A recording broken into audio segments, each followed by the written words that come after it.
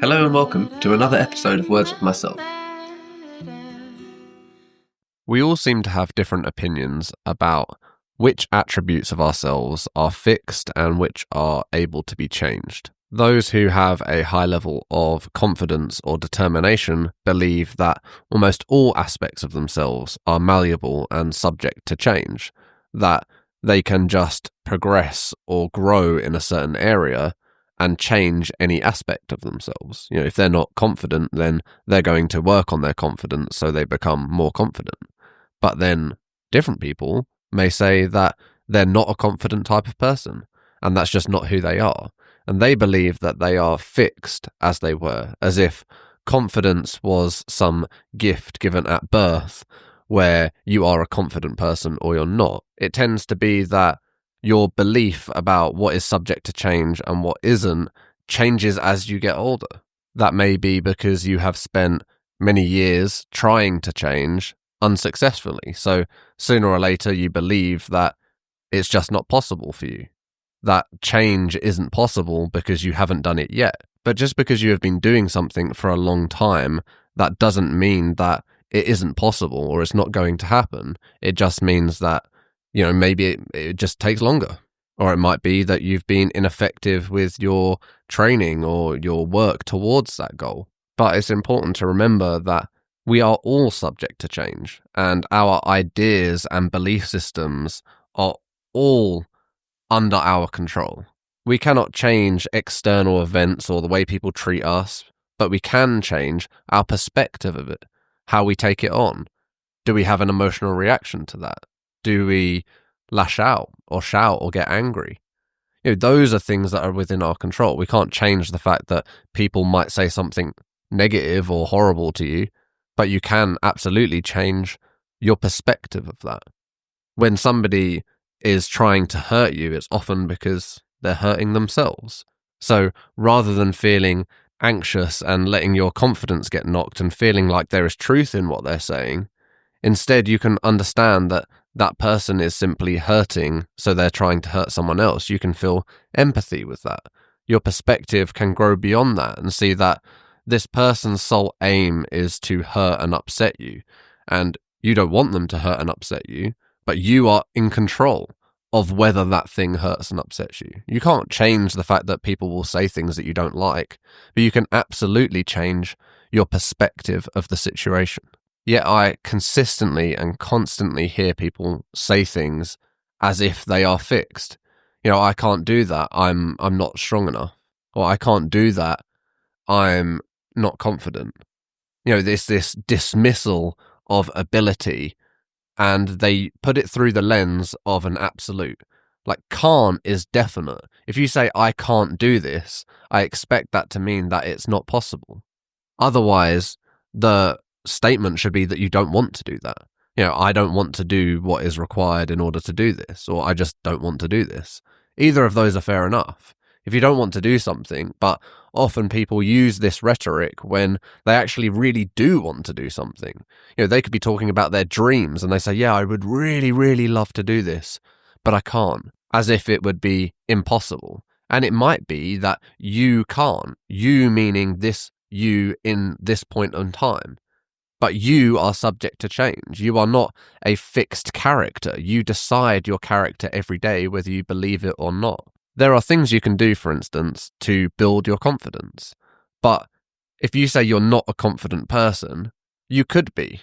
In 1 second, you could completely change your perspective and decide you are the most confident person, that you are absolutely in love with yourself and you love every aspect of yourself, and that you believe that you can do anything. There is nothing that needs to happen in order for that to happen. It is literally just a change in perspective.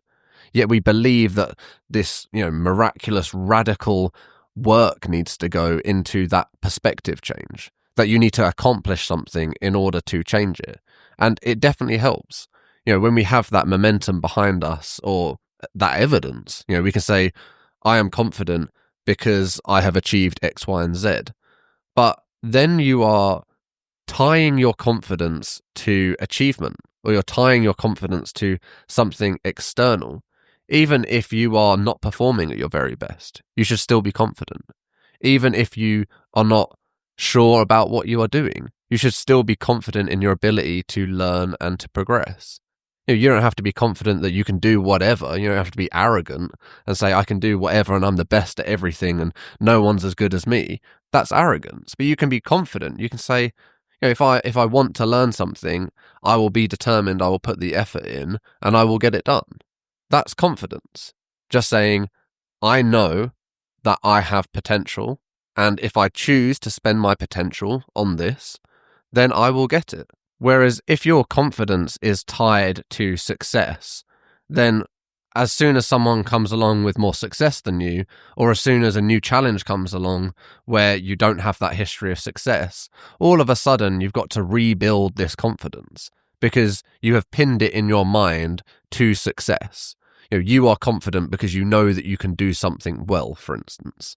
But that isn't really true confidence. It's confident in your ability in a specific thing, but that isn't confidence, confidence in who you are as a person. The confidence that comes from knowing that you are enough, that you are perfect as you are. And that doesn't mean that you're not subject to change and you don't need to progress or, work on yourself, or you don't have flaws to fix or any of that.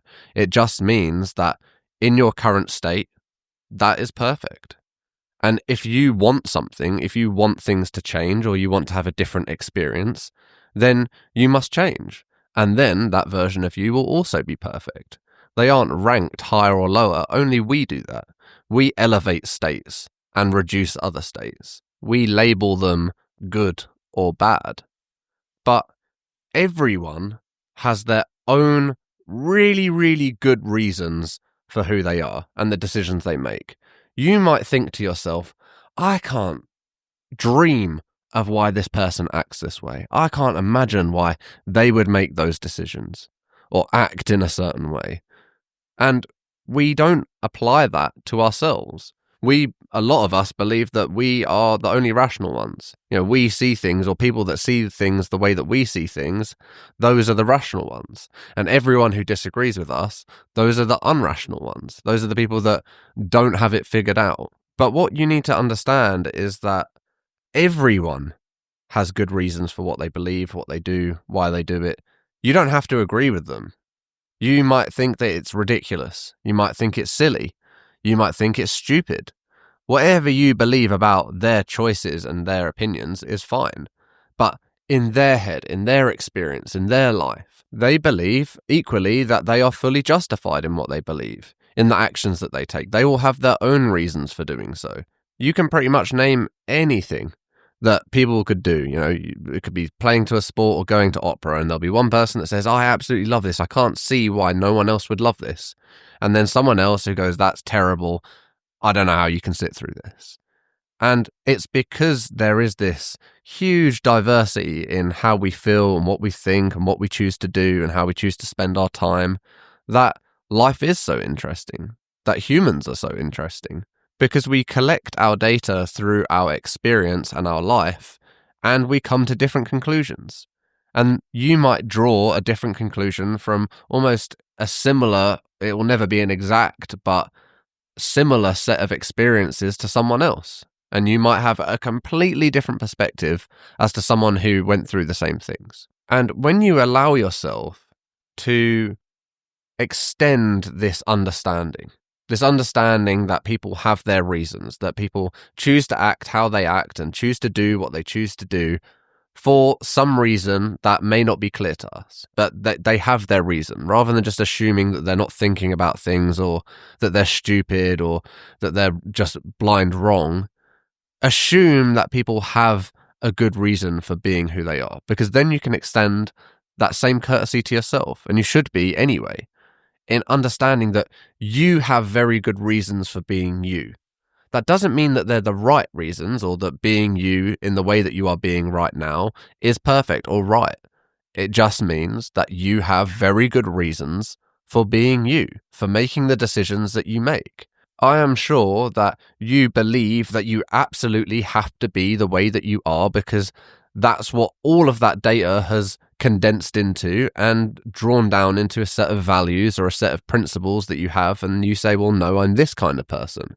I'm nice and I'm kind and I'm courteous and all of this other stuff. And I have to be like that because of evidence, right? This is who I have to be because that's who I am, is not really a justification. You are who you decide you are. So you cannot say, I am who I am, because that's talking about something that's fixed. And we all know that we are subject to change. We can change opinions, we can change perspectives, we can change physique, we can change visually, spiritually, mentally. All of these things are subject to change. So we can't talk about ourselves like someone who is fixed. Like when we were born, we were given a set of attributes that were unable to be removed. We may have more competency in certain areas. We may have talents or gifts, but that doesn't mean that, somebody who is very introverted and, was really, really talented at reading and writing and STEM subjects and that kind of thing can't learn to be someone who's confident at speaking, or someone who becomes really good at connecting with people. And it might take a lot of work to change. It might be very uncomfortable. It might be very painful. It might be so far on the other side to what you are used to and what you are comfortable with. But that doesn't mean that it can't happen. If you want something, if you are unhappy with who you are, if you feel like, I really wish I was just more confident, or I really wish I could speak in front of people without, doubting myself and having all of this anxiety. I really wish I wasn't depressed, or I really wish I wasn't anxious. These aren't fixed things. You can change them. And the sooner you reclaim your power and stop talking about yourself as if you are unable to change, you have to put it in a frame that dictates that you're making a choice, that you are deciding not to take action. You are choosing to remain as you are. You are choosing to be who you have always chosen to be. And that's it. It's a choice. If you are happy with that choice, continue making that choice. It's fantastic. Live your life and be who you want to be. But if you're not happy with that choice, if you feel like you're bullied by life or bullied by society into being something that you're not, you are deciding to allow that to happen. Yes, you are absolutely right. Society has a lot of pressures. People will do things that make you uncomfortable, that make you unhappy, that you don't agree with. But you choose to be you. You choose to bend and fold to that. You choose to not stand up for what you believe in. You choose to avoid opportunities that would probably make you grow, or avoid situations that would benefit you, even if it would be uncomfortable at first. You are making a series of choices every time that you get up. You decide who you are. In every moment, you decide who you are, what you represent, and what you want to do with this life. And the sooner you take ownership of these decisions, and you understand that you are making a choice, and you write down what choices you're making, and you say, let me understand what is in my subconscious. What am I doing without realizing that I'm doing it? Or what do I believe that I don't fully understand why I believe it? Write these things down. Understand how you came to be you. And then you can look at the pieces that you're not so happy with. If you're happy with a lot of aspects of your life, but you just wish you were better at a certain subject, or, better at a certain hobby, or you were more confident or more strong, whatever it is, then you can look at that. And rather than feeling like unconfident as who you are as a person, you can then limit that and just say, I would really like to get better, or I would really like to be more confident. And in order to be more confident, what I'm going to do is expose myself to situations where I feel underconfident and overcome that. Or I'm going to do inner work so that I can develop that confidence within myself. It is possible to change, is the core point. You can change. You are not fixed. You are not stuck as you are. There was many times in my life that I felt like things would never change, or I would never change, or my life would never change. There were things that were fixed that I was destined to have for the rest of my life, and most of them all changed, if not all of them. It's all changed. And it's only as we get older we have less expectation of things to change, or less confidence in our own ability to change them. But we need to get that back. We need to understand that we decide who we are. We are sovereign individuals. We are the owner of ourselves. And we own our decisions, our beliefs, our choices. And if you don't like what you own, you owe it to yourself to change it. Thank you for listening.